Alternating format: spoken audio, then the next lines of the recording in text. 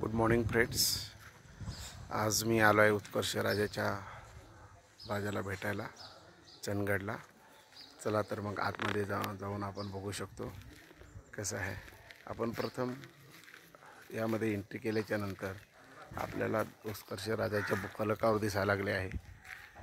ते या प्रकारे कलाकृती केलेली आहेत. ही कलाकृती हे दाखवते की संस्कृती आपण जपली पाहिजे, संस्कृती आपण जपली पाहिजे.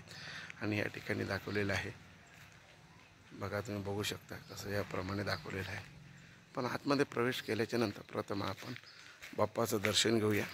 गणपती बाप्पाचं दर्शन आहे. नवसाला पावणारा उत्कर्ष राजा तुम्ही बघू शकता.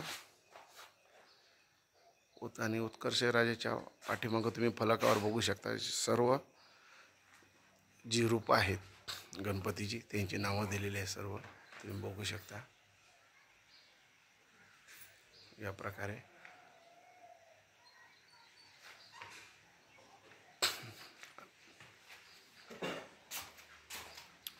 नावं दिलेली आहेत. आणि नवसाला पावणारा हा उत्कर्ष राजा आहे. तुम्ही इथं नवस येऊन बोला तुमच्या मनामध्ये आणि तुम्ही यानंतर फेडू शकता. आणि या ठिकाणी लावलेले जे तुम्ही फलक बघू शकता, जणू की आपण शाळेत आल्यासारखी आपल्याला जाणीव होते. कारण मराठी संस्कृती आहे कुठंतरी ऱ्हास होत आहे याची जाणीव आपल्याला करून दिलेली आहे या फलकाने. हे बघा, आणि या संस्कृतीला आपण जपलं पाहिजे.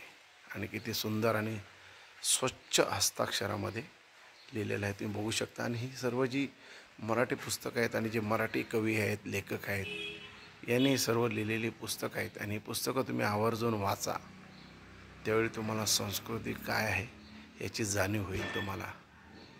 हे बघू शकता सुंदर हस्ताक्षरात लिहिलेलं आहे.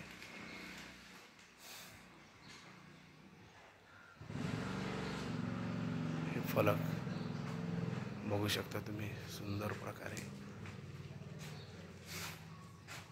फलक लावलेले आहेत. प्रपंच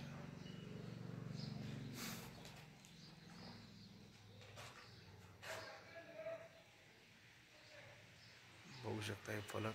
आणि याप्रमाणे ही 12.5 फुटाची उत्कर्ष राजा, नवसाला पावणारा हा उत्कर्ष राजा आहेत या ठिकाणी तुम्ही बघू शकता. आणि तुमचं काय जर मनातील इच्छा असेल, अपेक्षा असतील तर उत्कर्ष राजाकडनं मागून घ्या आणि त्या तुमच्या परिपूर्ण होतील.